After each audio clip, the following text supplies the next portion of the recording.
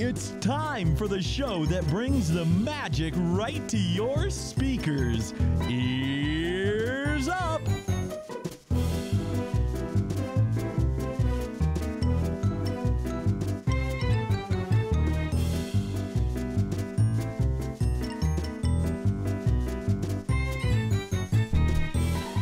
Welcome, everybody. This is Ears Up Podcast, coming to you live from a beautiful Oakley evening. Taryn is gone. She abandoned me for some work function, which is fine because she's the breadwinner, so I'm like all right with it. But also, I'm kind of not okay with it. It's different. It's different, right. It's real different without her here. Can you mute this for me for a second, please? Yep. I would love to mute your microphone. I would be 100% okay with that. Don't have to ask me once. It actually already was muted. That's just kind of the pranks that we play here on Ears Up Podcast, you guys. We play pranks on each other. So I don't know why you're talking to the microphone. It's muted. I literally told you that already. Beverly. Hi, Beverly. Hi. All right. So Bev's on the old ones and twos, the old camera action for you live listeners tonight. I'm already doing great because when you started talking, we were still on the screen. And I was like, oh, crap. Oh, crap. Wow, nice mute. You censored yourself. I'm learning. Good work. Here, how do I turn you up? 4 years in. I'm on the microphone. No, I know. You're doing great. Yeah, I know. Well, Well-ish. let's not go that far. This episode is sponsored by Getaway Today, which, of course, is Disney's top wholesale partner. They'll help you plan your Disneyland vacation with the best tips and secrets, all while making it affordable with their discount tickets, reduced hotel rates, and layaway plan.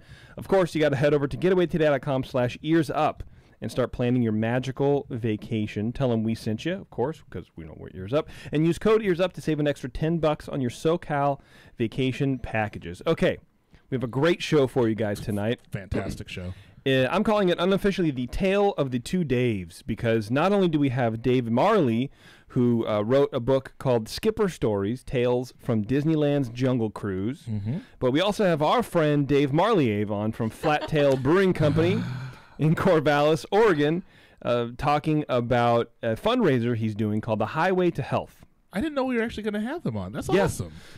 If I can plug my phone in. I got to go plug my phone in real fast. But anyway, so yeah, Dave, let's call our guest David. Yes. And maybe Dave. That sounds good. You think it'll be fine? That sounds good. So Dave, yeah, he rides his motorcycle from like, I don't know, Seattle to San Diego in one day or something like that. It's and like then 1,000 miles on a motorcycle because he's real smart. Because he's real smart. But also and doesn't want to have children. Right. And so every mile, it's like a cakewalk or a walkathon or whatever. So you sponsor him. You sponsor him by the mile, and everything goes to I forget what specific charity it goes to. Maybe brain cancer. I think it's brain cancer. I have it in my. I should just look it. I'll look it up later. But anyway, Dave's a good dude. He's a nice guy. He's a very generous man. We've been friends with him for a long time, and I just got to thinking. I know it's about the time that he's starting to look for sponsors and donations. So why don't we just have him on our show? Love it. I think that'd be cool. Love it.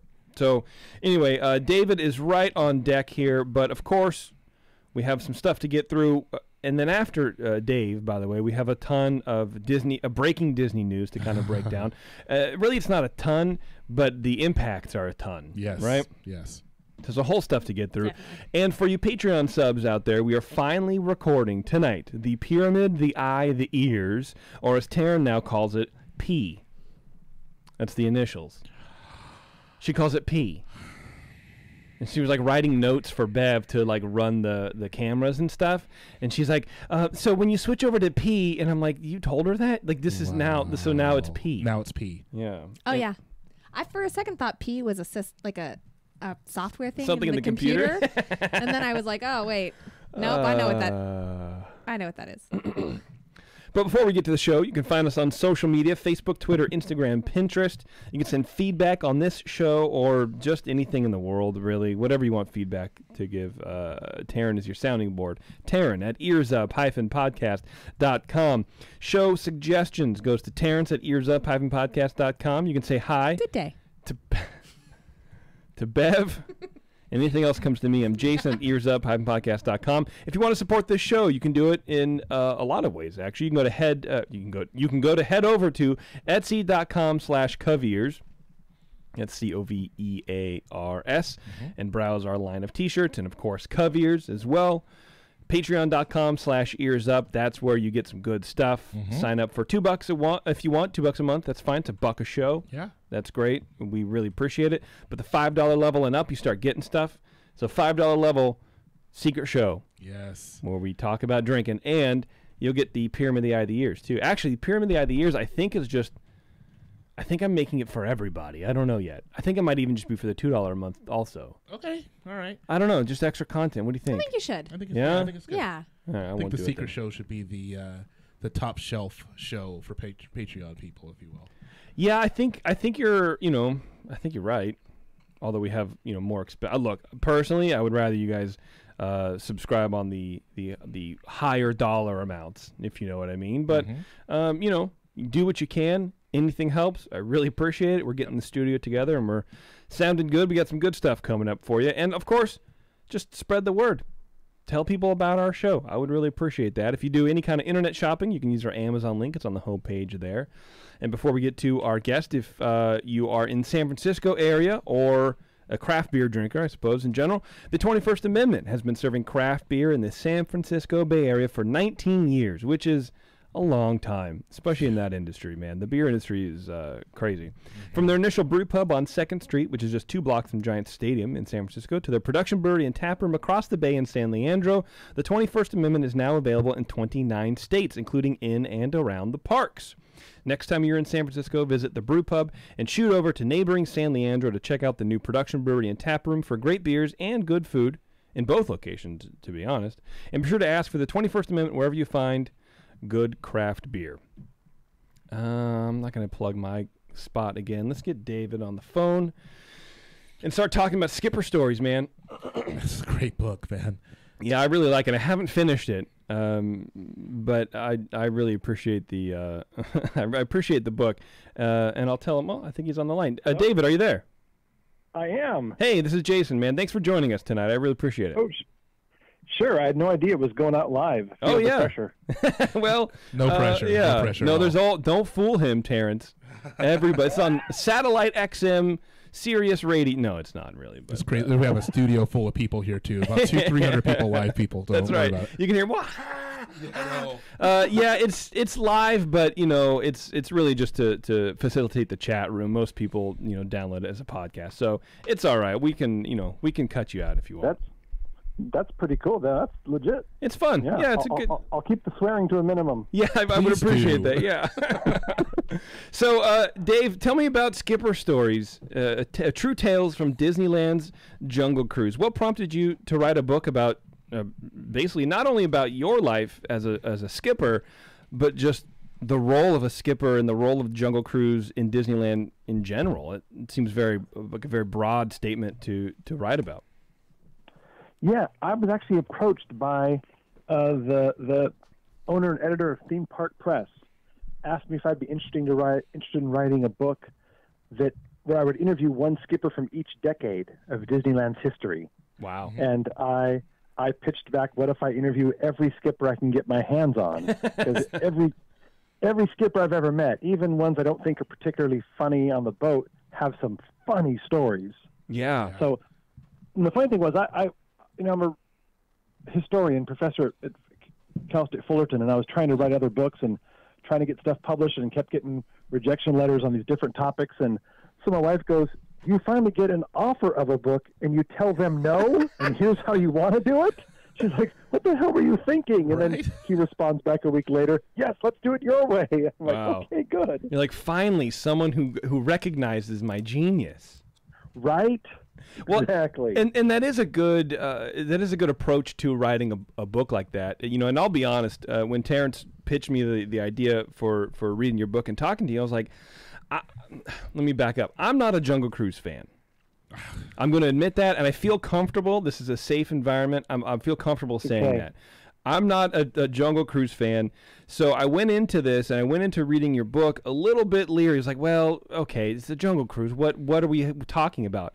And just reading through some of the excerpts that you have and the interviews that you're conducting with these people, these old skippers, I can see how the love of this ride. It is, and it's something flipped in me. It's the most unique ride now in the park, in my opinion. I mean, that's hot takes here, Dave.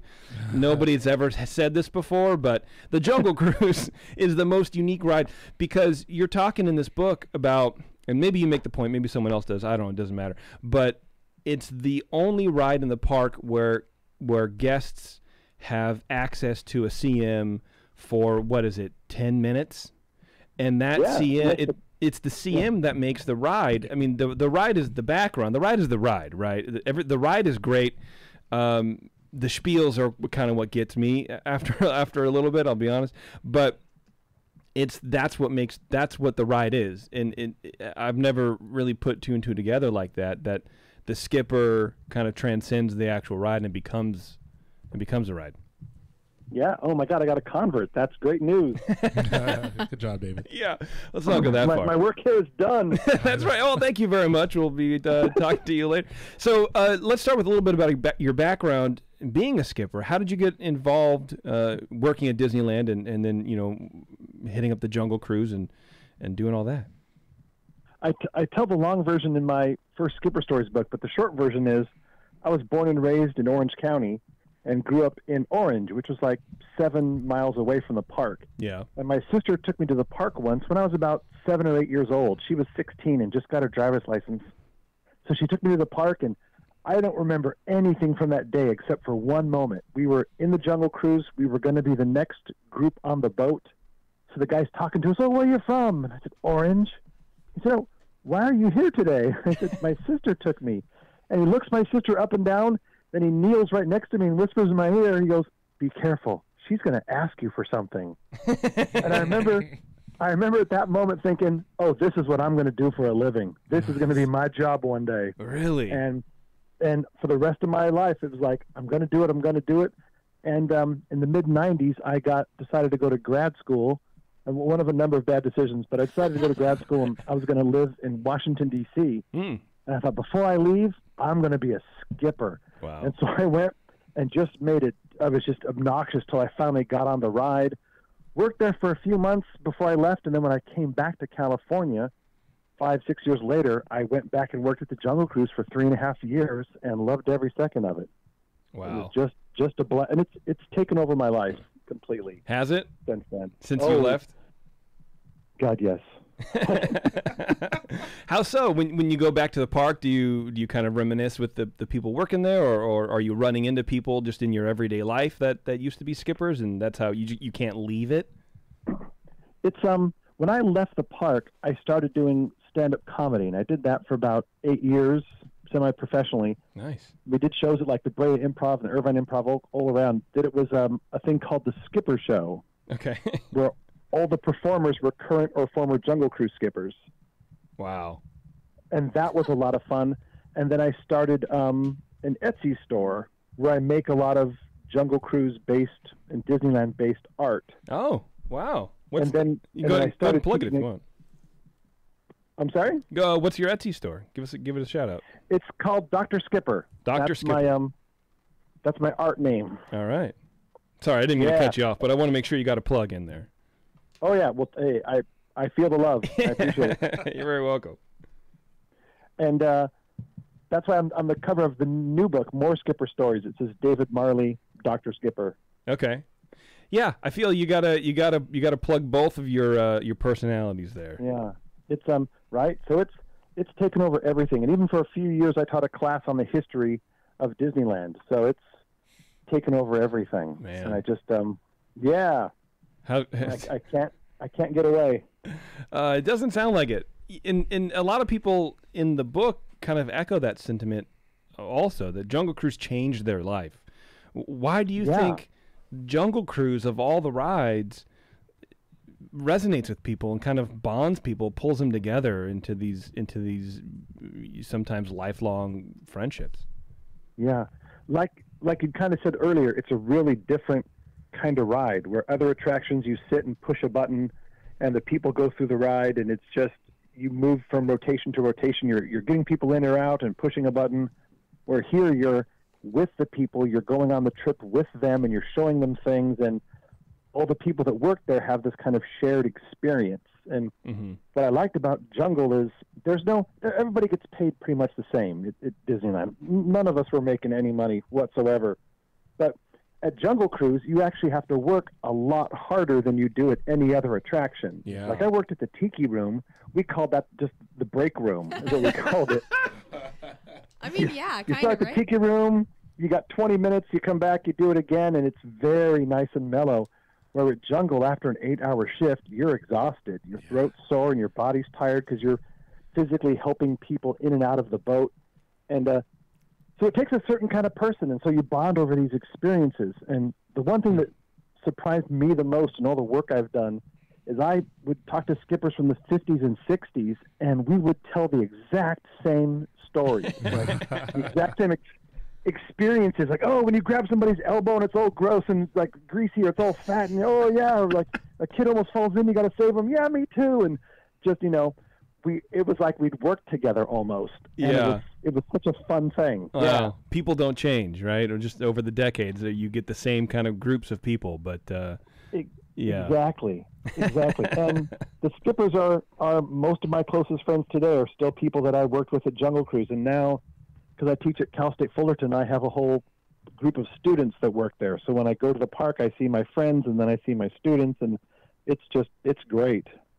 I drive my wife crazy because I'm just socializing the whole time I'm there. You sort of turn your job into, kind of a larger Jungle Cruise audience, I suppose, right? Exactly. Right? That's good, man. I appreciate that. I appreciate being able to mold your job and from your past job experience that deeply affects your personality, and you can carry that forward. You don't have to be separate people. It sounds like you kind of just, found yourself to be, extravagant in storytelling, right? Like, do you feel like you found a voice in the Jungle Cruise and you kind of just never let that go? Yeah, I've grown up taking theater classes, and I'm just kind of the loud, obnoxious kid, so I think I fit in pretty well. Yeah, I feel like that's every successful skipper. Like, I was in drama too. I was a big drama nerd, and I feel like, thinking about this, I would have done a great job, I think, as a skipper. I think that's where I would want to be, like right out of high school. Right. But like in my angsty 20s, I feel like I would have just been brooding in the corner and would have been better in like Tomorrowland or something like that. You would have been good at the Tiki Room. Yeah, for dark sure. And quiet and alone. Yeah, but I think it does. It sounds like it takes those kind of extrovert people, at least as much as theater kids can be, right? Because I'm just going to say us. A lot of us are kind of introverted. I'm pretty introverted unless there's a stage or unless there's a performance to do. When you were training, did you ever get people who you thought, oh, this person's not going to work out, and they eventually sort of came out of their shell? Or, I know this person isn't going to work and we need to get rid of them and send them over to Critter Country or something like that? Oh, yeah. You could sometimes tell. One of the first group of guys I trained, one was an older guy who wasn't comfortable with it, and the other guy acted like he just came off a stage. He was like full of energy. He knew all the lines. I remember watching him thinking, oh my God, they're all going to think I'm a great trainer. Nice. They're going to think I'm so good. And I did nothing to help this guy. He walked in just ready to go. But you do get people that don't want to be there. They don't like speaking in front of people. They don't like, doing jokes. They don't want to work that hard. Mm-hmm. And there were times where there was a manager that I had a good relationship with, and if I had a skipper who I didn't want working there, like that I was training, I would call him and say, I got somebody for Toontown. And he would come downstairs and go, hey, I just got a great new opportunity you might be interested in. Jungle Cruise is a lot of work. You're outside, but I just found a great new place in Toontown. If you're interested, I could get you transferred over there right now. And he sold it like a promotion, and it was just the best thing ever. Yeah, it very much sounds like, we've upgraded you. I mean, all we need is 4 payments of $19.95, and we'll get you right in. I kind of think that I would hate to have to run the the Jungle Cruise. Like I don't think I would enjoy that at all. No, I don't think so. But either. honestly, like my worst nightmare would be working in Toontown. Yes. Or like small. It's everybody's worst nightmare. That's why we sent people there. It's terrible. Nice. Yeah. Well played. We had one guy that was really obnoxious and a know-it-all, and I'm doing this now, and he was just so arrogant. So we sent him away, and the manager came by and said, "Hey, Toontown." He's like, "Hey guys, I got a better job than this place. Bye, suckers." And he walked away. and our lead goes, "That poor fool. He has no idea." That poor fool. And he was never seen again. That's right. He spent the rest of his life parking strollers by Small World. Oh God, no, thank you. Hey, David, it's Terrence. I have a question, real quick. So, Hey. so I'm hearing you say that there were people who are drama kids. They can memorize the script and stuff on Jungle Cruise. Are those the people who did the best, or were the people who were able to kind of, ad lib lines? And then also, like, how much could you actually ad lib? How many jokes did you have to hit, and then how much of it can you just make it your own on the ride? This is my own personal bias, but I think people that went away from the script were the funnier skippers. Yes. And we used to ride everybody's boat, and you would see what new jokes they were doing. And if it was like a joke they came up with, they would say, "Yes, you could do this joke," or "No, that's my personal joke. Don't steal it." I think we all had one or two of those. But I'm much more of a rule breaker. I got in trouble. My wife heard me telling my young girls that rules were for suckers, and I got in trouble. Oops. Yeah, But whoops. yeah, so I like the guys that went off and did their own wild things, and it was just always fun to see what creative things you could come up with. And when a skipper came back to the dock with guests, that's where you really put in your A game, because you were showing off for all your friends on the dock. So you wanted the boat to be happy and laughing, and you wanted to do jokes that would make the guys on the dock laugh. Nice. And there was a lot of peer pressure there to be funny. Well, how and, much? I'm sorry. Go ahead. I think your other question about what you can get away with, it really wildly varies from era to era.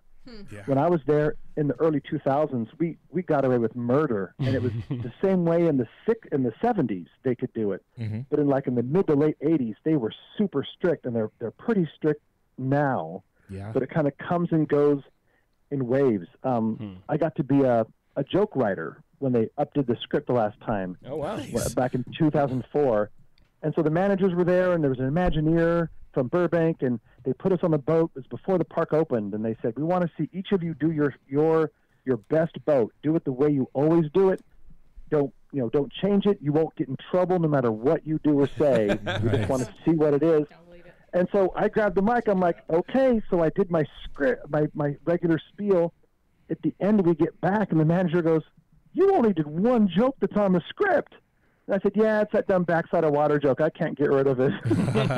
He goes, "We never get complaints about you." I said, "Because I'm not dirty and I'm not swearing. Right. I just think these jokes aren't funny."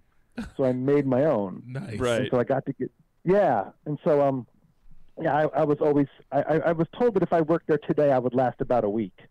So, yeah. That's Do you too think- bad, actually? Do you think that things are changing? Like, I'm going to ask you a much broader question now. So, I said, The "Yeah, Earth that's is that cool." dumb backside of water joke. I can't get rid of it. no, gosh. So, Oh, that joke. So I'm wondering if things are changing as far as what you can and can't say on Jungle Cruise, much like things are changing. And give me your opinion on this. Do you think that the park is getting to the point where they're super afraid of offending anyone, and so they make everything tame, or what do you think, in your opinion? Because, like, if you look at what they're doing at Pirates of the Caribbean, or what they've done with replacing scenes of that nature, do you think that's just kind of starting to flow around the park, where they're trying to eliminate anything that could even possibly be offensive to anyone? I think they are, but some of the changes are good. Like, I think the change with Pirates of the Caribbean with the redhead, with the new how she's a pirate, I love that. Mm-hmm. And because I remember asking my mom, "Why are those guys chasing the girls?" And she'd say, "Oh, because they want to rape them or whatever." She kind of gave some euphemistic answer. And when I was in high school, I went, "Oh boy, that's dark." Right. So some of the stuff I'm glad they changed, but Disneyland's fear is anybody getting upset or offended about anything. And it's the reason why in my books I talk about Jungle has such a struggle with management, because they don't want people going to City Hall and complaining. And they're going to complain when Indy breaks down, or if, they can't find a place to sit at a parade. But Jungle Cruise is like one of the only places where they get complaints about cast member behavior. Right. And so that's what makes them really crack down. The last 2 times I was at Disneyland, I rode the Jungle 3 times each, and each time the boat was almost identical. It's like each skipper does exactly what the last skipper does because they're afraid to go off. Sure. Which takes away a lot of the uniqueness of the ride as well, though. Exactly. It destroys it. And I think Disney management, well, there's honestly, I've been to meetings with some people, so I don't know what I can tell you, but I haven't told anybody else this. So this is your exclusive. Hell yeah. I know that there are people at Disney corporate headquarters that want the Jungle to be funny and give people freedom and give them like here's some boundaries, but be funny within these boundaries. And it doesn't make it to the skippers because the managers that are right above the skippers, all they want to do is not get fired. And so they see these rules come from Burbank and they like, forget it. Don't go off this script or you're fired. Wow. So you have one end saying, be creative, keep it within this, which is really the only way to do it. Be creative, but keep it within these boundaries. The skipper saying, okay, and the managers above them saying, nope. Can't, we'll just fire you. Because they're worried about their own jobs. And so they're trying to relieve that tension because I think it's going to build the closer it gets to the Jungle Cruise movie coming out next July. Right. Yeah, I wonder how it's going to change to fit the narrative of that movie even. Or if it will incorporate that movie in there. The only rumor I've heard is that it's not, because this is going to be the movie set before the Jungle Cruise era begins. Oh, okay. Okay. So it won't impact it that much. But yeah, I think the manager's natural tendency is just to clamp down on things. That's not Disney's attitude. It's not the Imagineers' attitude. Right. They're much more open and creative, where these people they're counting numbers of who's going in the ride, how many people an hour, and what are your employee costs? Can we keep those down? And those are the people that I think are really kind of killing the experience. And they're like, well, we didn't get any complaints. It's like, okay, but so we're good. Well, it wasn't funny. It wasn't any good. Yeah. Right. And honestly, I think a lot of people like the Jungle Cruise for nostalgia purposes, and I'm that it sounds sort of insulting, but it's really not. Like for me, the jokes are what I don't like. But what you just said sort of struck home is it's the same jokes all the time, yes. And I feel like my inner drama nerd would come out if every time I rode that ride, I would get a different experience. Because I love the ride, I love the canopy, I love running through the boat, I love all of that stuff, the sight gags, the piranha, like all of that stuff. Love it. Eat it up all day. If I've always said on the show, if I could just take a boat with no skipper, I would love it. But I think now, after reading your book, don't let Disney hear you say that. After reading your book, do that immediately. I know, right? After reading your book and talking to you right now, I think that it's not what most people's experience is, because they've grown up going to Disneyland in these different eras, like you were saying, that had really funny skippers, and each ride was kind of different, and that was the ride. Mm-hmm. And now it is distilled down, and people like it because it's funny, but it's really not. They just want it to be, and I don't know. There's some nostalgia at play, but it sounds like maybe it's the same way with some of the skippers you were interviewing in your book as well. They were reminiscing about, they had a blast doing pranks on each other and all that kind of stuff. But what were kind of some of the bad parts about working there? Like you said, it was exhausting, physically exhausting. There had to be some sort of downside to all that fun, right? It was a lot more physical than I thought it was going to be, because you are helping people in and out of a boat, and a lot of people evidently have never stepped in or out of a boat before. So you're grabbing people by their elbows, and they'll trip and fall, or they'll really? Wobble, and you have to be there to help them. Okay. So that part's tiring, and you'll do 20 to 30 trips a day, so your throat gets pretty tired, especially the beginning of like the busy season. Oh, geez. You're kind of tired. Tell me about it. And it depends. In the middle of the day when it's really hot, it's crowded.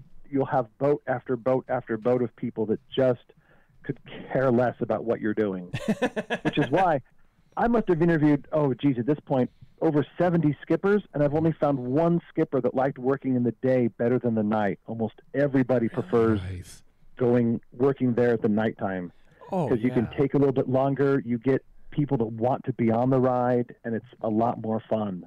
Wow. Yeah, next time you go to the park, go there, ride Jungle once during the day, and then ride it again at night, and you'll see they're two totally different rides. You're 100% correct. Yeah? It's a great secret. It's a great secret of going to Disneyland. Yeah. It feels a little edgier. Yeah, I like it. I I prefer it at night. A lot more loose. I mean, I like Disneyland night in general, pretty much. Just anything. Yep. Getting a churro at night is much better than during the day. Just whatever you got, I'll take it.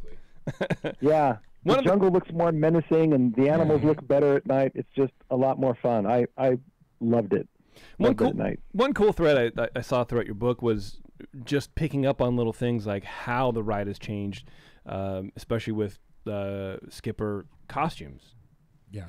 Apparently early on, like you could, in the 50s or 60s maybe, I think it was 60s, Hawaiian shirt, cargo shorts, straw hat, sandals.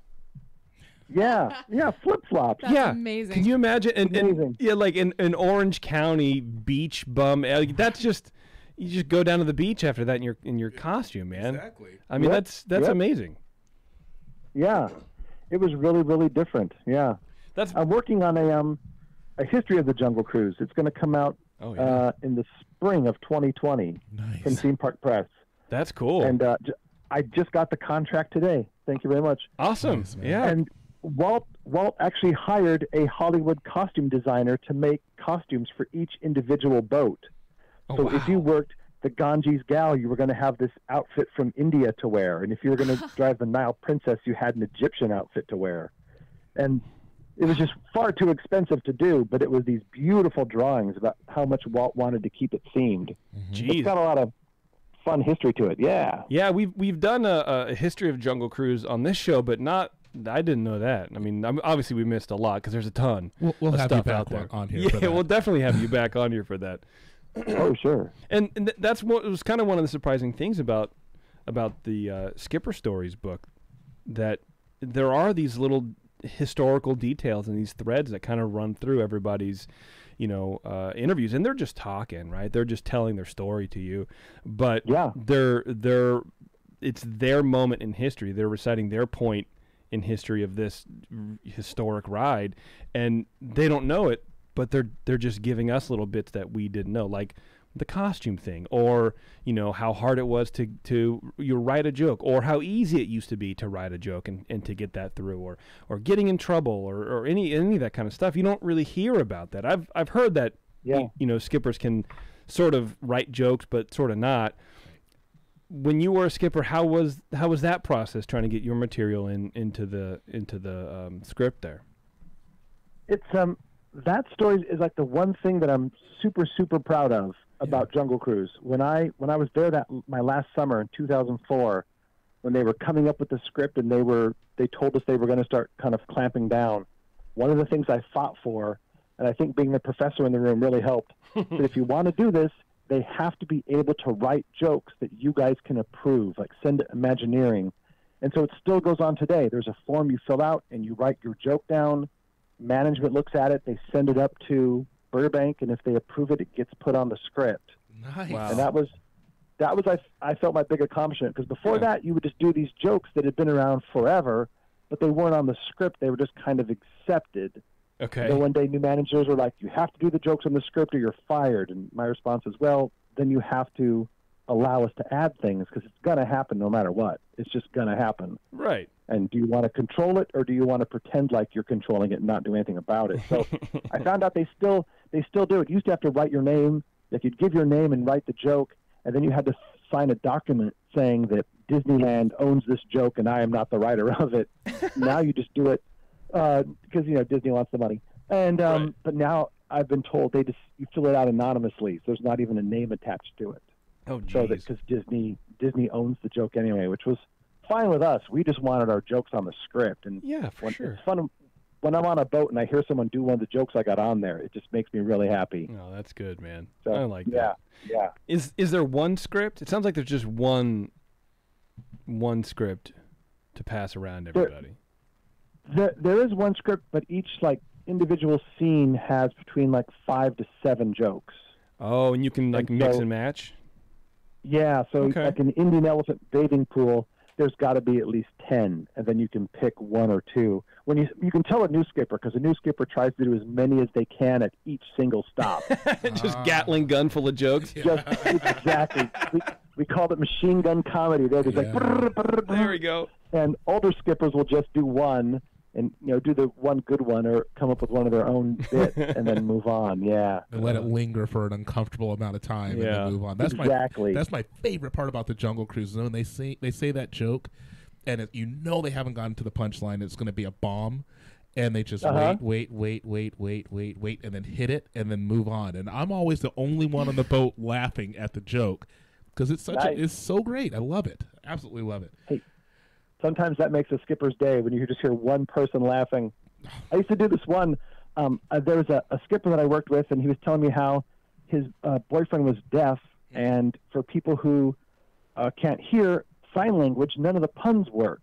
And so he was explaining to me how the puns worked, and I went, because I'm a skipper, but I don't like puns. I don't find them funny. And the Jungle Cruise is nothing but puns. Yes. So, but after having lunch with this guy, I created the Pun Killer Tour, where I did every joke literally. So we get to the gorilla camp where there's the Jeep, and you're the gorillas were trying to get that Jeep to start, and looks like they finally got it to turn over. So I did what was just the sign language version. I said, those gorillas were trying to get that Jeep to start, and now it's upside down. Oh, wow. where I would just say everything literally, like, look at all these elephants. You can take a picture. They have their trunks on. I'd say, look at all these elephants. You can take a picture. They're all dressed appropriately. And I would do it at night. And the first time I did it, I had a couple of my skipper friends sit in the back. So I'm driving through the jungle at night. There's 40 guests. No one's laughing because I'm not really saying a joke. Right. And my 5 friends in the back are laughing hysterically. I would be there too. Oh, yeah, they were roaring, and the rest of the boat was looking. They'd look at me, and they'd look back at the guys like, what are we missing? See, that's a joke that I would appreciate, because I can't deal with puns, especially the same puns over and over and over again. I can't do it. Yeah, they're not punny anymore. Right, and that's what kills me about the Jungle Cruise. Yeah. Like I said, I love the ride, but just the worn out script. I feel like I was a Disneyland fan too late, I guess, maybe, and early on, or maybe that's better. Maybe it's better just to kind of, know the Jungle Cruise in this way, this kind of sort of cookie cutter format, and not know it as it used to be in its, skipper glory. In its heyday. Yeah. Maybe. Or you can go to City Hall and complain that the skippers need to be able to loosen up a bit. See, there we go. Not that I'm encouraging that behavior, but I am encouraging that behavior. Well, in theory, hypothetically, it's a thing we could do. Hypothetically. Because I will tell these stories to my students, and I've had students that were skippers are like, we could never get away with that today. Yeah. I'm like, well, you never know till you try. Give it a shot. Right. Yeah. What's it gonna hurt? You're just gonna get fired. So yeah, and I think I got away with murder because I was older than most of the skippers, and so they thought, oh, Dave's responsible. He wouldn't be the one out there doing that. And I'm like, well, I'm not going to deny it if you're not going to ask. That's right. Dave has a car payment. He's an adult. You can listen to him. Go ahead, Terry. Exactly. So how long do you guys have to practice before you're allowed out on a boat with, actual guests on it? Because there's one thing, being able to learn the script, but you also have to learn timing. So, like, is there a test or something? Like, what do you have to do before you're allowed to go out? The training used to be 3 days, and now it's 4 days long. And because you learn tiki room, too. But usually the first day is all about safety and the boats. And then the second day, they'll have guests on the boat later at night. Okay. As kind of a practice. But my trainees usually did the boat. They did at least 10 trips or more before I let them have guests on the boat. Like 10 times where I thought they were okay before I let them do it. And one of my favorite things to do is the second day my skippers would show up, and they would always ask me, are we going to have guests on today? Are we going to have guests? Because you could tell they were nervous. And I always told them the same thing. I'm like, you know what? You're going to have guests tomorrow on for sure. Don't worry about today. Nice. Now, they assumed that meant they weren't going to have guests on. But when I thought they were okay, I would look at the loaders and I would point down, and they would load the boat full of guests. And I always did it to kind of, it would always terrify my trainees. Because like, you said not today. I said, no, I said, don't worry about today. Nice. Right. Yeah, I feel like you can't take anything on the Jungle Cruise at face value. No matter if you're being trained or if you're if you're a guest, there's going to be some sort of linguistical, thing happening. Yeah, I've been told it's not as bad as it used to be, but it's the only place I've ever been where hazing was a regular part of working there. Yeah, I'm glad you brought that up because I do want to talk about pranks and hazing and stuff like that. Go ahead. I'm sorry, I didn't mean to cut you off. Yeah. Oh no, go ahead. What do you want to know? Oh, just about the practice in general, because reading through your book, I can't see some of the stuff you talked about happening at like Winnie the Pooh, or what I mean, or like Splash Mountain, or the friggin' omnibus, right? Like those drivers. You guys, it's like you had a little comedy troupe, a little improv troupe within Disneyland, which is kind of the world's greatest playground. They're the outcasts. Yeah, and so how do you not completely terrorize everybody around you? Exactly. I don't know, because we did. I mean, we would prank other attractions just when we would get bored. When it was slow at Jungle, we would just call other places. And what would you do? Our favorite thing to do. Give me one. One of our favorite things to do is we would call Autopia, because if you're at an attraction and you get a call from City Hall, that's like getting a call from God himself. Okay. This is City Hall. Bill at City Hall. Like, oh God, oh Bill. So we would call Autopia, like, this is Bill at City Hall. We got some guests here doing a scavenger hunt. Let me know how many red cars you're running right now. And we did it like a bunch of times one summer, and they're like, "What? How many red cars?" I'm like, "Yes, count how many red cars you have running right now and call me back." Okay. You give them City Hall's number. Let me know how many cars you have. At one time, the guy goes, "We don't have enough cast numbers." I'm like, "Then pull out a rookie, make him go count. You call me back in 10 minutes." Wow. And we hang up the phone. And one of our skippers was dating a guy at City Hall, and he came by the Jungle one night when the park was closed, and he goes, "Guys, are you guys calling other attractions demanding to know the numbers of, like, vehicles and stuff?" And we all laughed, and I went, "No.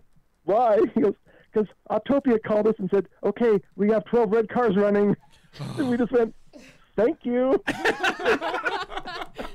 That's a double prank. That's a historic double prank, because not only are you getting the Autopia people, but you're also getting City Hall. Yeah, got him. Exactly. And we used to be able to, from a Disney phone, you could call the Disney Studios or Walt Disney World in Florida. Oh, geez. And so City Hall would call and ask us what our wait time is, and we would say, "Hold on one second," and we transferred them to the Jungle Cruise in Florida. Oh man! And I did it. My friends and I, we did it every shift for weeks. And one day, a manager comes over, and he's like, I was the lead one day. He's like, "Hey, Dave, what's your wait time?" I'm like, 10 minutes.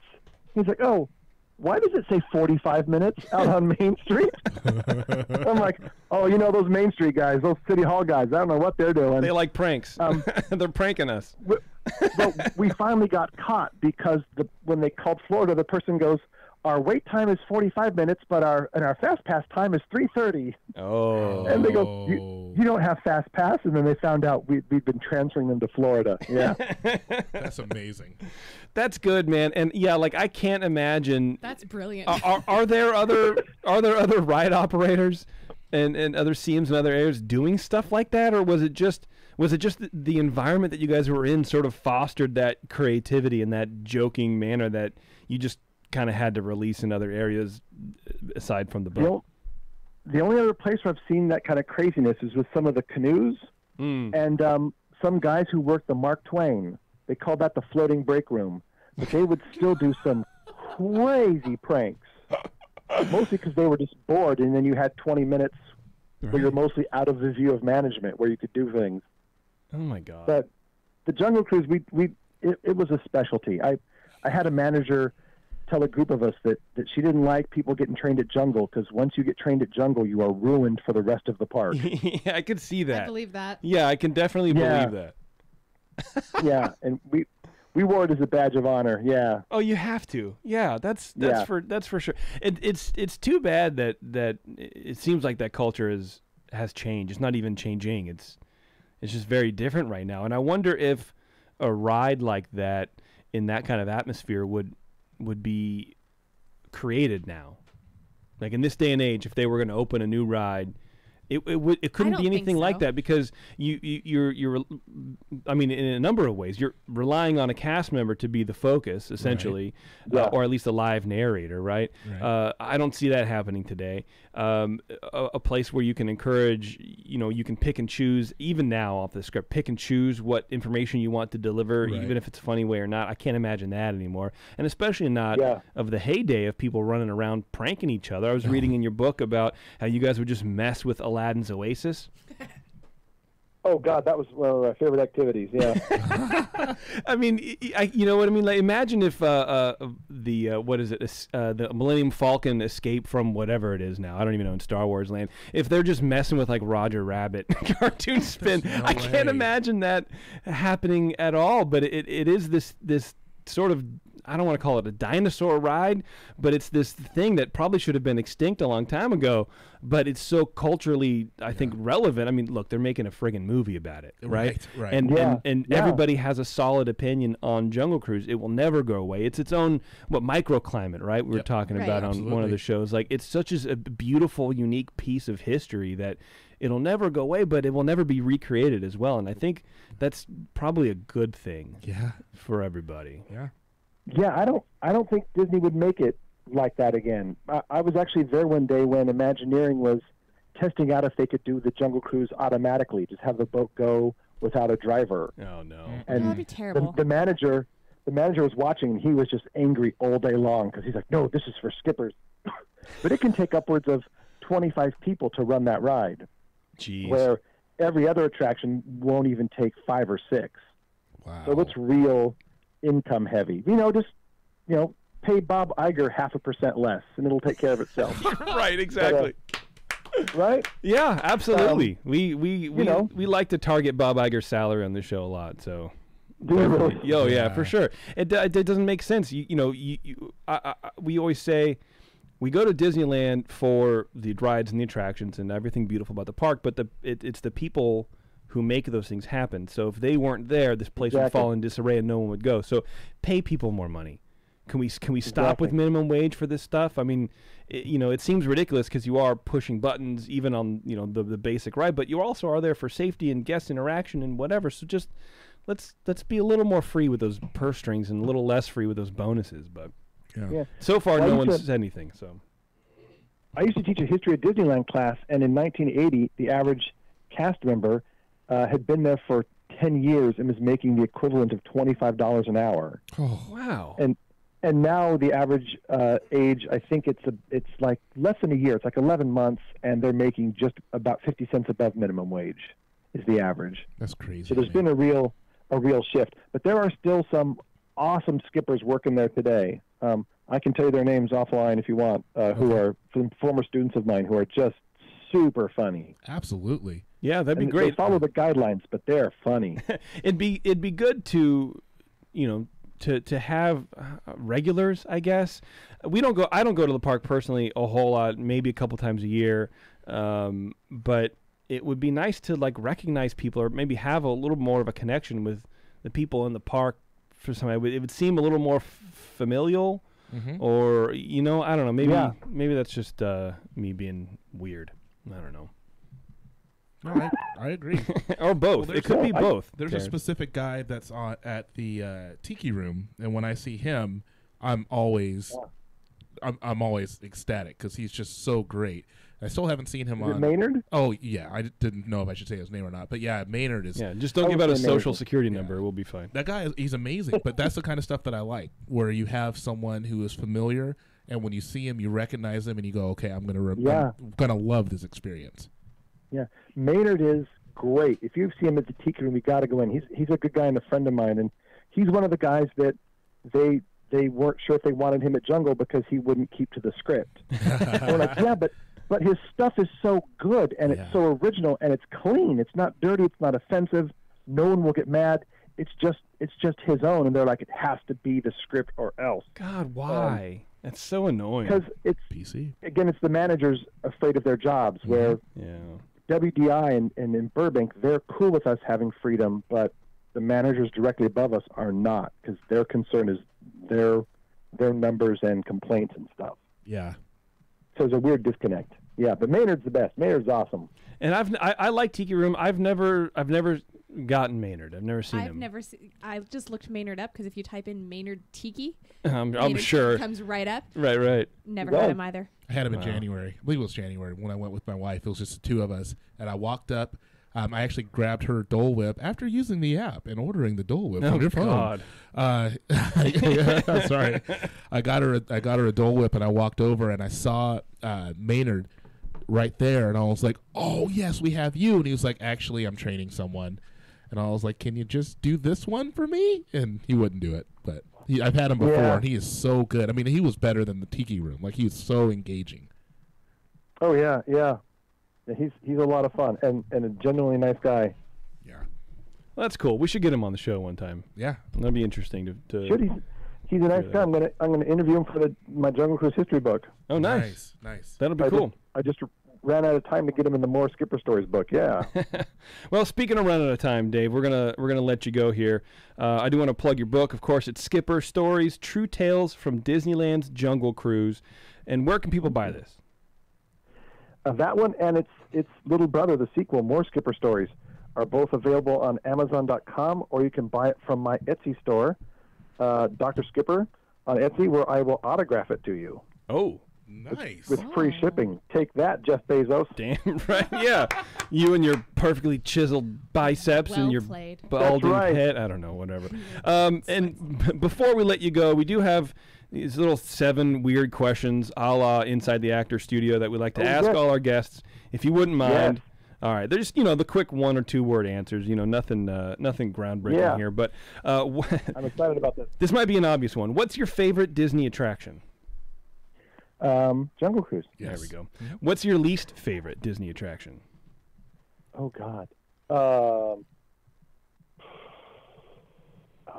I have no idea. I'll answer it for you, Maynard. I do. Star Tours. There we I hate go. Star Tours. Star Tours. Oh, Why do you hate Star Tours? Star Tours is Star Wars, and Star Wars is about a long time ago, and it's in Tomorrowland. So the logic of it just pisses me off. Absolutely. Yeah. You're Plus- not wrong. Plus suddenly you're in the original movies, then you're in the prequels, and then it jumps around. It's just a time machine and a space machine. The whole thing is just a train wreck of logic, and I can't handle it. Yeah, I agree, and and even it gives you motion sickness. right, and But, so we're I'm more of a Star Trek guy. I said it. I'm a Star Trek guy, not a Star Wars guy. So that also. well, that's all right. I've been wrong before too. Oh, shut up. I'm just kidding. Pie-eyed Mickey or round-eyed Mickey? Ooh, I like Pie-Eyed Mickey. Yeah, me Nice, too. nice. Honestly, what old ride should they bring back to the parks? Adventure through Inner Space. I agree, Nice. 100%. Oh my God, I love that ride. Yeah. What current ride should they remove? Star Tours. Yeah. Who is your favorite Disney character? 2 of them. Can I tell you the story? I'll allow. Absolutely. Brer yes. Bear. Okay. I loved Brer Bear, and I love Belle. Oh. Oh. And I love Brer Bear because I saw him at the park a lot, and I just thought he was hysterical. And the first time I hired into Disney, they asked, "Joe, who's your favorite character?" And the person sitting next to me, honest to God, said, "My favorite Disney character?" He goes, "Snoopy." Oh, my I Lord. look at him, I'm like, well, they're not going to hire him. Oh, yeah. And the guy's writing notes, and he goes, "Okay, next, who's your favorite character?" And I went, "Brer Bear." And he stopped and he put his pencil down. And he went, "Who?" I said, "Brer Bear." He goes, "Tell me about Brer Bear." So I explained. He goes, "I've worked here for 20 years. No one's ever said Brer Bear." I Or wonder Snoopy. how many people say Snoopy, though. and I thought, oh man, all right, I'm getting hired. And then the other one is Belle, because I saw that movie when it came out in the theater, and I watched it, and I said, I'm going to find Belle, and I'm going to marry her, because that is the world's perfect woman. And on the first date with my wife, we were talking about nicknames, and she said, "Yeah, my family calls me Belle because they say I'm just like Belle." Oh no, Aw. that's awesome. I know. Isn't that sweet? That is Yes, sweet. That's It was awesome. very sweet. And then finally, if you could travel back in time and meet Walt Disney, what would you say to him? Oh, God. Can you come with me and talk to Bob Iger real quick? That's what I was saying. Get in my phone booth, and we have a class assignment to talk to Bob Iger. Exactly. Yeah. Well, Dave, again, man, I really appreciate it. Is there a website besides your Etsy page, or just the Etsy page, which is etsy.com/Dr. Skipper? No, that's it. Okay. Yeah. All right. Yeah, the Etsy store. And they can follow me on Instagram at Dr. Skipper Marley. All right, I got to do that. All right, well, do me a favor, man. Let me know when the History of the Jungle Cruise book comes out. Definitely have you back on, and we'd love to go through some of the details on that ride as well. And I will say, I right now, as of your book and this interview, I appreciate Jungle Cruise a lot more than I did for its place in the park history and kind of what people were gravitated to. I can definitely see that. So thank you very much for bringing your story out there. I appreciate it. Well, you made my day. Well, thank you so much for having me. I love you guys. Your podcast sounds like a morning radio show. I love that. Thank you. Without the bells and the cowbells and the cymbals and stuff, morning zoo stuff, and the traffic reports and whatnot. Yeah. Right. Well, we're up against the 5s and the 15s for the news, so we gotta. No, I'm just kidding. Looking out over I-5 right now. Yeah. Looking out my spare room window, the street outside looks empty. My commute to the garbage cans is minimal. Back to you, Chuck. I don't know. All right, Dave. That's perfect. Thanks very much, man. I appreciate it. All right. Thank you so much for having me. You guys have a great day. All right. You too. All right. Bye. Bye. What a nice guy. Dope. That was, and I don't want to sound like a butthead saying this, but that was so much more interesting than I thought it was going to be. Yeah, and that's why I felt I should just be upfront with a guy. I don't like Jungle Cruise because of all the puns, but he doesn't either. I mean, he likes Jungle Cruise, but the puns get him, and I could definitely see how you could still enjoy it. Yeah, and I kind of hate like now that they're making it so cookie cutter. Yeah, I don't like. What that I started either, to say, and then I went off mic because I didn't want to talk over top of him. Was, I mean, if people were complaining, at least they were engaged. It's true. That's true. Yeah, it's yeah, I don't know. The whole thing just seems like a summer camp, like that, and then the sounds so cool. And the canoes. It's like a fraternity, dude. Like, yeah, right. It's like Revenge of the Nerds, kind of like going crazy people. I love it. Right. Absolutely. We have our second Dave on the line here, Dave Marliave from Flat Tail Brewing Company in Corvallis, Oregon. Dave, are you there? Well, you know what? I'm the first Dave in my book, so I just want to set the record straight. Of course you are. Well, you know, we read this like a Japanese book, so it's basically from right to left. So you can be the first Dave in that. I get on board with that. Yeah, in that whole thing. How you doing, buddy? It's been a long time, man, since I'm doing heard your voice. Are you sure? All right, you're still alive, so that's good. I'm sure. I am. No near-death experiences for at least a week or, a day. Like that. Right. I can get behind that. I'm glad you're still around, man. So thank you. That makes one of us. Oh, well, good. Yeah, good. And that person is your wife. Yeah. Well, I mean, the life insurance policy is just getting better every year. So I was actually just going to say. Right. I know. It's a win-win situation. It's not W-I-N, but W-H-E-N. It's my Jungle Cruise jokes, guys. Let's go. No, Dave, so we're here. You're a big motorcycle rider. You're a big motorcycle enthusiast, dare I say. Indeed I am, sir. And you are riding your motorcycle. Give me the details, because I kind of forget. You're riding your motorbike in a circle for 5 hours? What are you doing? Yes, exactly. In a parking lot with some cones and... very safely. So what I'm doing is I'm riding my motorbike, as you call it, from Corvallis, Oregon to San Diego, California in a day. And how many miles is that, dude? Last year, my total was about 1,011 miles. The year before, it was a whopping 1,005 miles. And this year, it's my goal. I haven't made it quite yet, but it's my goal to make it all the way to the Mexican border and hit about 1,100 miles. Wow. That's so insane. you're making a run for the literal border, and I appreciate that. Yes, I am. Why? So Why? Because normally you go from your house to what, a fried chicken place in San Diego, right? Isn't that kind of like your reward for the end of the Merchants of Fried Chicken? They have not yet sponsored my ride, but I figure if I talk about them every year, eventually maybe they will. Yeah. It's my favorite destination because it is the best fried chicken on the West Coast by far, and I've officially, as of last year, been to Texas. Couldn't find better fried chicken. Wow. Have you been to Knott's Berry Farm? Because I hear they have really good fried chicken. Also, there's a little family-owned restaurant called Popeyes. They have really good fried chicken too. Really good fried chicken. I've heard a thing or two. I think I've actually had that on a few Brewing Network trips. Yeah. Well, that's not good. No.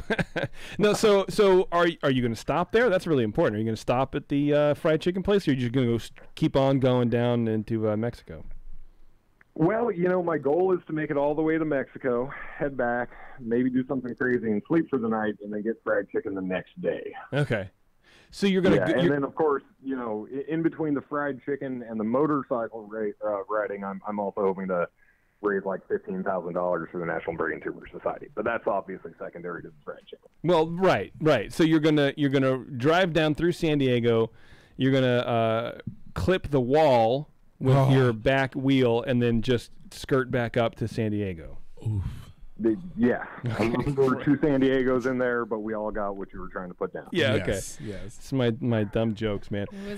That was not It was a thing. No. So what are you raising the money for? What's the charity?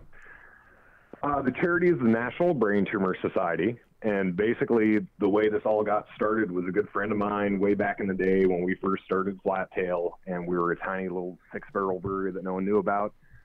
He gave us a lot of help kind of getting the word out, talking our beers up, and that guy was Angelo DeIso, the founder of the Brew Public beer blog. Okay. And unfortunately, about 5 years ago, he was diagnosed with a dendroglioblastoma. I hope I'm not getting that name wrong, but he was diagnosed with a brain tumor. And he has been battling that for years and years now. So when I was thinking up this motorcycle, marathon ride fundraiser, it just was a natural fit to kind of move to the National Brain Tumor Society. Yeah, absolutely. So how can our listeners help you out with this? Well, they can follow me on my ride. They can email me at highwaytohealthfundraiser@gmail.com if they'd like to make a pledge or a donation. And basically what I'm looking for is per mile pledges. So the best way to do this is, I get 10 cents a mile, 5 cents a mile, $1 a mile, $2 a mile, what have you. And every mile I ride, all of that money goes straight to the National Brain Tumor Society. We don't take any cuts. There's no administrative fees, nothing like that. So every dollar you donate goes directly to supporting brain tumor research, advocacy, etc. Wow. That's amazing. It's very nice of you, Dave, to do that.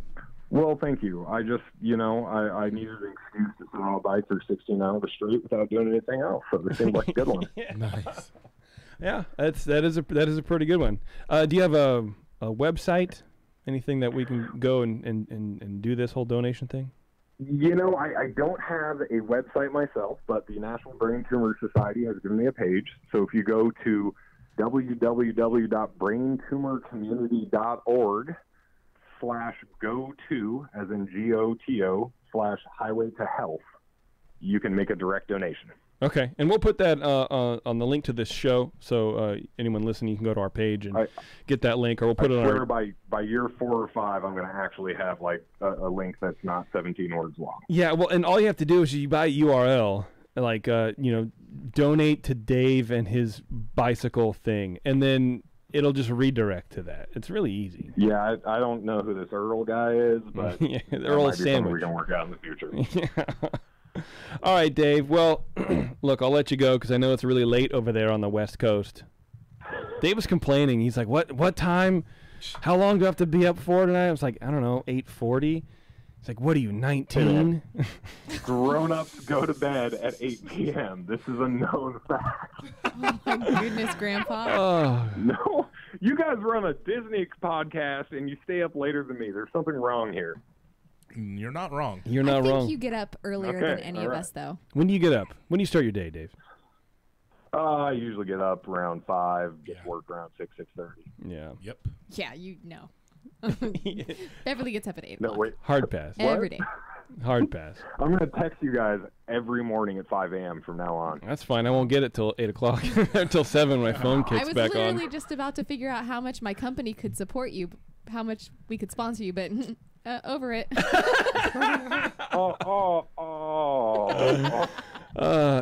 You should take out your rage against me by supporting this wonderful cause. That's true. No, we will be making a donation. 100%. So if we donate like $1 a mile, then it's like $1,100 or whatever. That's how Yes. that works, right? It's not. Yes. I'll just Yes, give you 20. That is, Can we that just is the math. Can we That's just how give it you works. like $20? Can we also just do direct donations as well? Yeah, you can make a direct donation. We actually had over $1,000 of donations that were just anywhere from $5 to $50 last year. Okay. And then that's a good We option. had a few blogs. What was that? That's a good option, I think, for people to have. too. Yeah, it is. You know, every dollar counts, and I think people sometimes think like, well, I can't afford $500, so I'm not going to donate anything. And even $1 helps. I actually still have a dollar bill in my tank bag that was given to me on my first ever ride. And I swear I'm going to figure out how to donate that single dollar bill to the NBTS at some point. But for now, it's still sticking with me in my tank bag. So every dollar counts. Oh, that's nice. And then if anybody's driving through Corvallis, Oregon, how can they support you and your business to help do this sort of weird thing you're doing? You know, swing by Flat Tail Brewing. We're at 202 Southwest 1st Street in Corvallis, Oregon. We're a real bike-friendly bar, and we're also a real everything-friendly bar. So just, come on by, have a beer, and say hi. There we go. Yeah, you know what? I can attest to Dave's beers. They're really good. Fantastic. And you're all over Oregon pretty much, right? Like you can just go anywhere. Yeah, and find them. we're really Oregon-centric. We're self-distributed in the whole state. So if you get a keg of Flat Tail beer, it's either going to be from me or my sales guy, who is also Dave. So no matter what, Jeez. the beer comes from Dave. I can't get away from Dave's. There's actually a couple places down here in our area that carries Flat Tail. Okay. Yeah, so I got some Damn Wild the other day. It's Oh, good. nice. It's pretty Yep. good. Yeah. Yeah, we've got limited distribution in California, but we do pop up every once in a while. Yep. Awesome. And I can attest to the flat tail food. It is Flat also tail delicious. food's good, dude. Cheese curds, right? Hell yeah. Yeah, cheese curds are good, man. Yeah, it's Bev likes those cheese curds. it's a cool spot. So if you're cruising up the 5, from wherever, or down the 5 from wherever, swing by Corvallis. Give Dave a hug. Dave's a real big people person. He's a very big hugger. So hug him. Yes. Yeah. Yes, I am. I just hugs all day. Right. All right, and again, don't introduce yourself. Just go straight to the hug. that's true. Just skip over introductions. That's even better. Again, that's braintumorcommunity.org/go-to/highway to health, and support Dave on his quest to raise money for the brain tumor. What is it? Northwest Brain Tumor Walk? National Brain Tumor Society. There we go. Words are tough, man. I don't know. I'm just reading like the blurb on the text or whatever. All right, Dave, we're gonna let you go You did night-nights, dude. great. Yeah. Go Thanks, night-nights. man. I appreciate you having me on the show. And, course. yeah, thanks again. Yep. Thanks, buddy. We'll see you. All right. All Have a right. good night, guys. Bye. It's a good friend, Dave. Not Disney related, but you know what? He's a good dude doing a good thing for some good people. So Yes, absolutely. check him out. All right. How about we do a little bit of Disney news, then we got a break. I got to make a drink. Then we got to learn all about the Illuminati. Holler. You know what I'm trying to say? And I wasn't going to do news, and then a bunch of stuff kind of broke today. So I gotta find. There it is. Have to. We literally have to. Yeah. Like It's our job, actually. Yeah. Present and future with all the news that's fit to cover. It's the Ears Up Disney News. All right. Here we go. Here we go, baby. Here we go. Here we go. Here we go. Here we go. New Star Wars Land details and resort enhancements. This is all that's happening right now. Star Wars Galaxy's Edge is making some news. The interest, of course, in the new land is massive. The start date is on track. People were a little bit concerned about that because of the weather. But what's really interesting is the way Disneyland is trying to get ahead of the mess that they know is coming, Right. full of people. Number one, there will be no standby line for Star Wars Galaxy's Edge. So for the first month, all guests must have a reservation to visit the new land. Here's the interesting part. Details on how the reservations will be obtained have yet not been revealed. Except if you stay at the resort. What's up? Thought I heard a bump. Go ahead. It was me moving my mic. Okay. I'll cut it. It's fine. I can't cut it out because the music's playing underneath, so everyone will hear what just happened. If you stay at the resort, the hotels, Right. you get a reservation. Yeah. But that's the only guarantee. Nobody knows yet how that's going to work in the future. So my question to you and to everybody is, if you're planning on going in the first 24 days, 26 days, whatever it is. Yeah. First of all, don't. Well, but if you are, how are you're not even guaranteed that you're going to get a reservation to get in the thing. So how are you booking how are people going to go book a vacation to a thing they're not even guaranteed? There's no details. You actually can't get a reservation to Star Wars Land unless you've already booked it or you're staying at a Disneyland hotel. So if you're staying at any other hotel, you're not getting into Star Wars Land. Right. No, but I'm saying Galaxy's Edge. Well, not yet.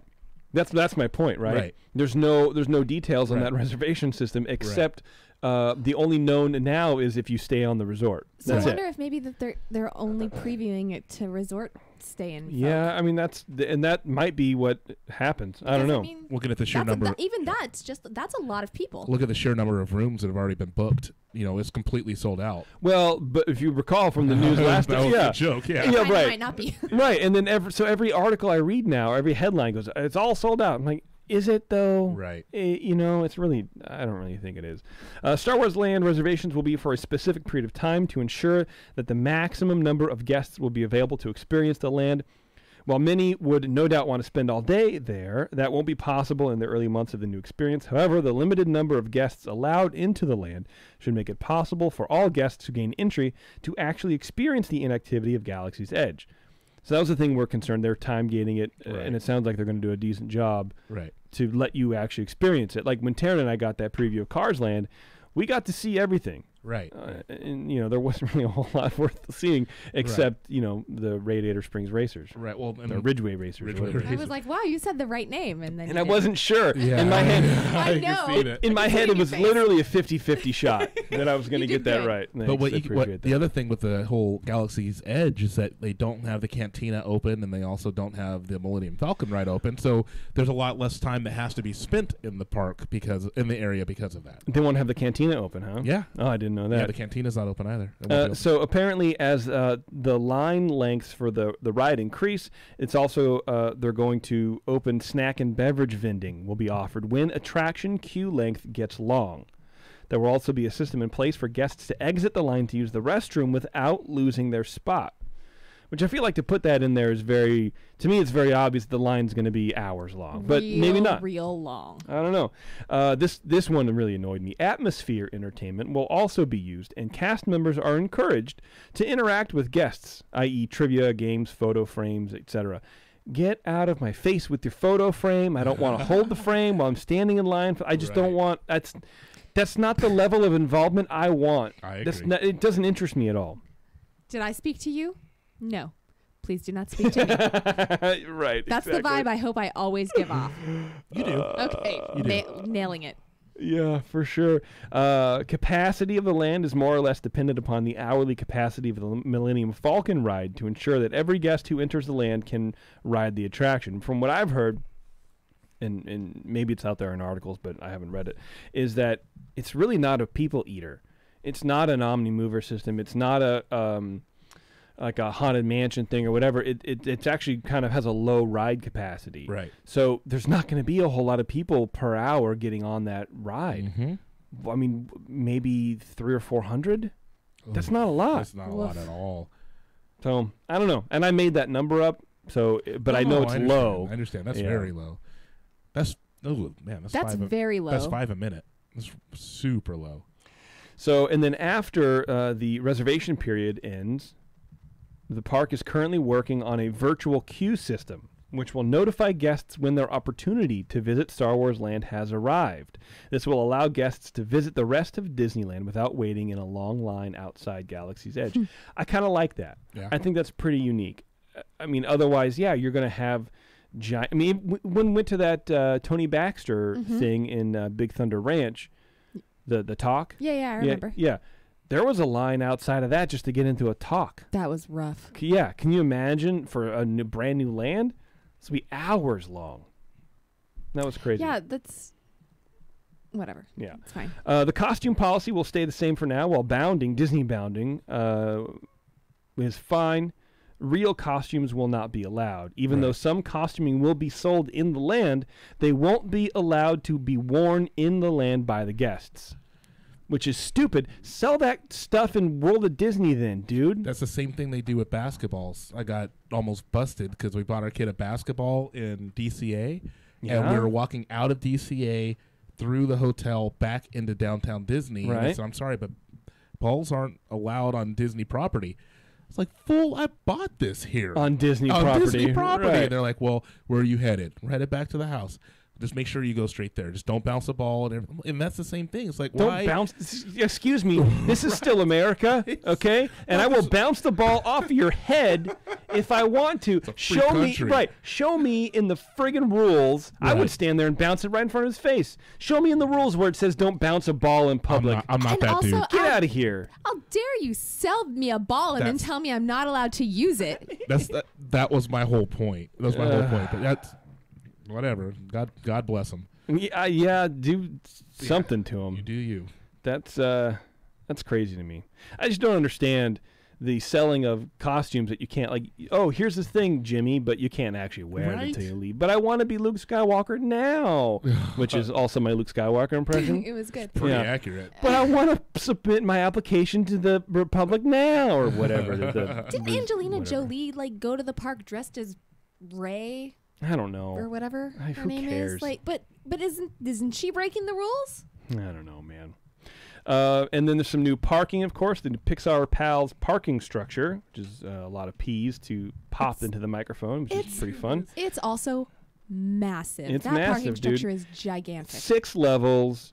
It's humongous. What is it? 5,300 parking spaces or something like that. 16 additional toll lanes will also be added. Each lot will have 2 to 3 entry points. Oh, there's just 2 lots. But I'm reading up a story because I really just want a little bit of background here. The newest lot next to Mickey and Friends will be called Pixar Pals, of course. I just said that. But the structure will contain a pedestrian bridge, which will link the structure with the west end of downtown Disney. I like that. So instead of going down to wait in the tram, you can just walk to the butt end of downtown Disney and then continue to walk into the parks that way. I'm okay with it because those I haven't done the tram a lot, but it can get pretty long ride. I pretty much have never waited in line for the tram because I just have this thing against waiting in line so that I can be driven to a place to wait in line. Well, yeah. And also, you're going to walk around the park for 10 miles. What's an extra half a mile? Right. Suck it up. The park has also been making small changes to the Fast Pass system lately.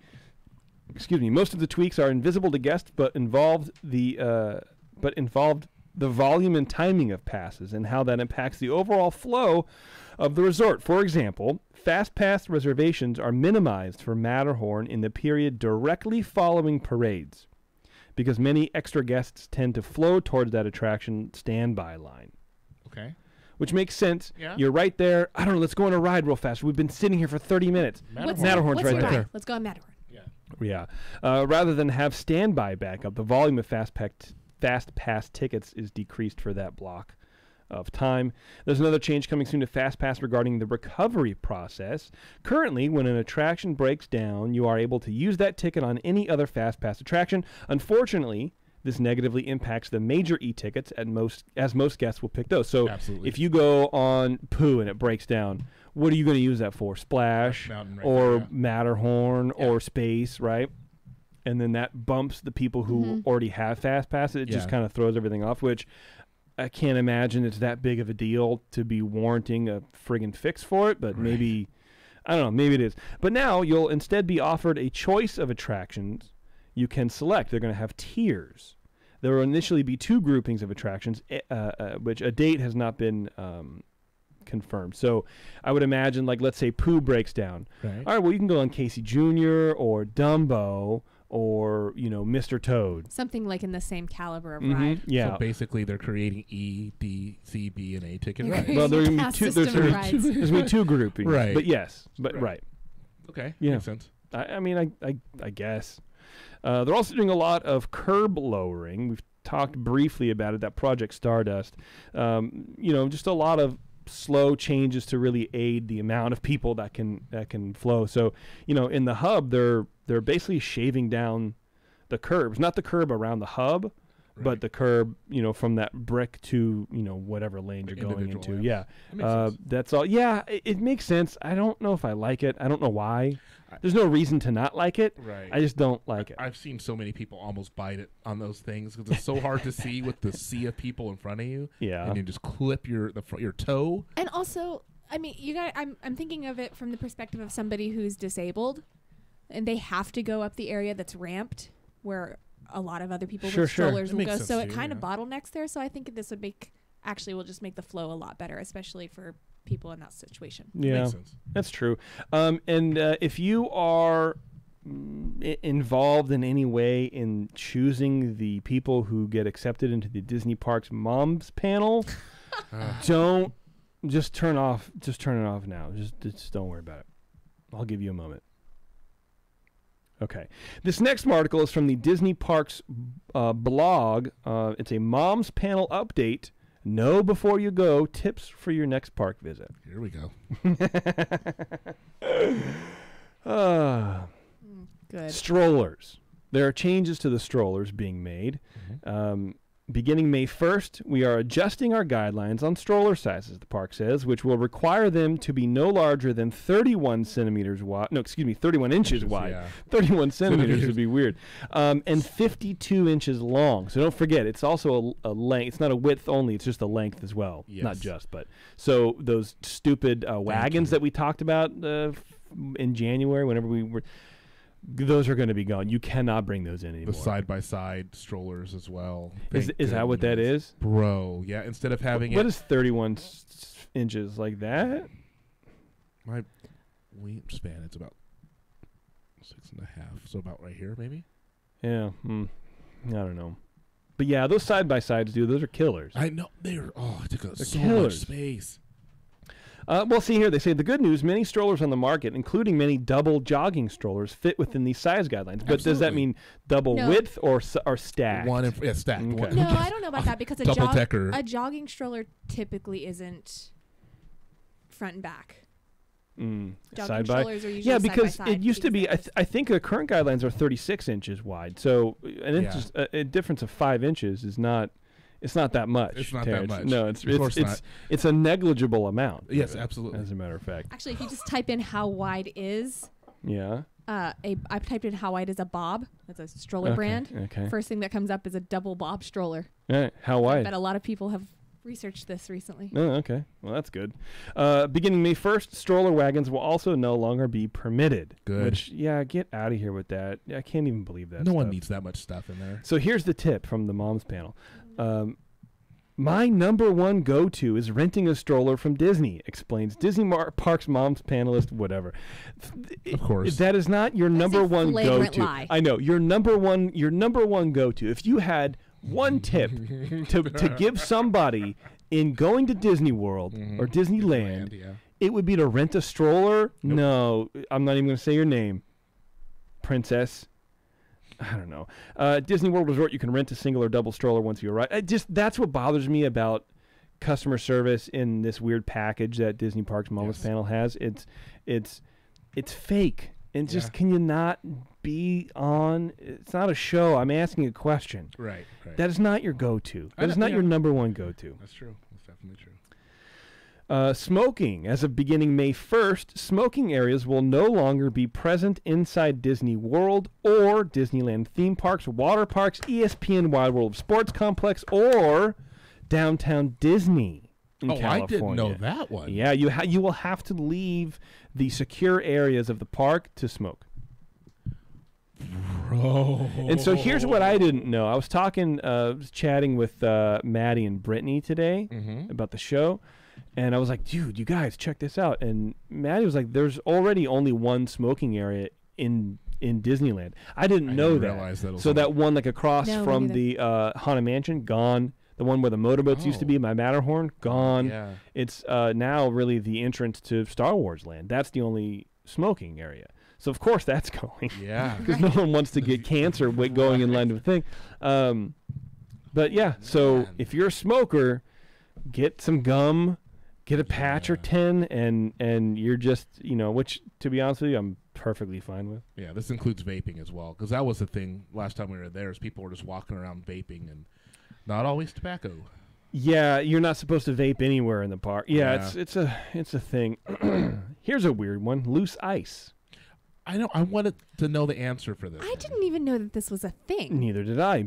I have a feeling it's more of a Disney World, John, but I don't know. Maybe. Beginning today, if you plan to bring a cooler or a cooler bag to snore snacks, I'm out here snoring snacks all day. Oh, gosh. Store snacks and drinks for theme park or water park adventures. So maybe that's it. You can like barbecue, maybe. I don't know. I'm making that up. It's important to know that loose or dry ice is no longer permitted in the parks. Dry ice, I understand. You're Loose ice, I right. don't. I Yeah. understand that 100%. Here's a tip, though. You want to hear the tip? Yes. What's the tip? Yes, what's the tip? Buy a double stroller from the. Rent your ice. Oh, God. Jeez. But make sure to return it. We'll measure it and give you a gold star. We recommend you keep your items frosty. That's what annoys me. Don't say frosty. Say cold. It's fine because, number one, anyway, they say with reusable ice packs.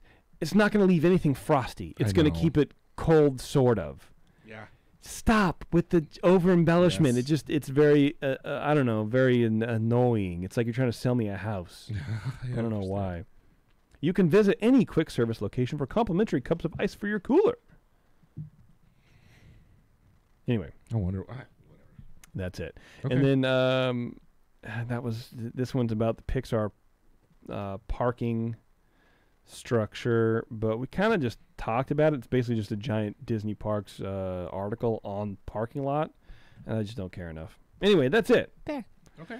That's the John, everybody. That's the news that we had to talk about for sure. You know that we did. Hope you enjoyed it. I sure did.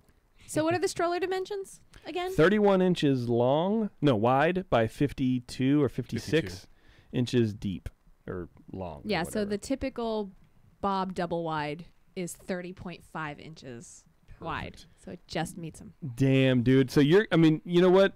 $600 stroller. If Disney told me I couldn't take my $600 stroller inside to hold my two crappy kids, Yeah. I would stab someone. Dude, my stroller was like $200. I think we got ours free at the baby shower. I don't know how much it's worth. Well, that's right. We got it free, but Yeah. I think mine was like $150. so if it's 30.5, I bet you there's a tolerance in manufacturing. Measure it. Don't take the written Plus or minus. write up on online for your stroller. Measure that thing physically yourself. Plus or minus 5 inches. Right. Exactly. 0.5. A negligible amount. Exactly. All right, everybody. That's been the show. Wow, that was really loud. Thank you to our two Davids. David Marley, author of Skipper Stories, True Tales from Disneyland's Jungle Cruise. You can find him over on Etsy at Dr. Skipper. And, of course, Dave Marliave from Flat Tail Brewing. And I lost the link to his here we go. braintumorcommunity.org/go-to/highway to health, or check our social, or more importantly, check the post of this show. And he does it every year, so don't think if you hear this show 6 months from now that it's too late to donate. Just contact him through the page. It'll be fine. If you're up in Oregon, it's a good place to go. And then, let's see, where did I go? Here we go. Thanks again to GetawayToday.com for sponsoring today's episode. Whether you're traveling to Disneyland, Disney World, or beyond, head over to GetawayToday.com/earsup. And don't forget to ask for the 21st Amendment beers wherever you find good craft beer. I don't know, like DCA. Yep. What do you think about that? That's just something that I just came up with. No one told me to say that. All right, everybody. For you people listening live and Patreon supporters, you have to be both of those. Well, you don't have to be, but you have to be a Patreon supporter. Anyway, I digress. We're about 15 minutes away from starting the pyramid, the eye, the ears, the eye, the ears. I forget what it is now. P. We're about 15 minutes away from peeing. I got the shirt on. Less for some of us. And we're gonna make a drink. We're gonna get right back in here. We're gonna get to it. So join us for that. It's not too late.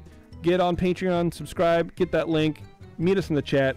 And until next time, everybody, we'll see you in the parks.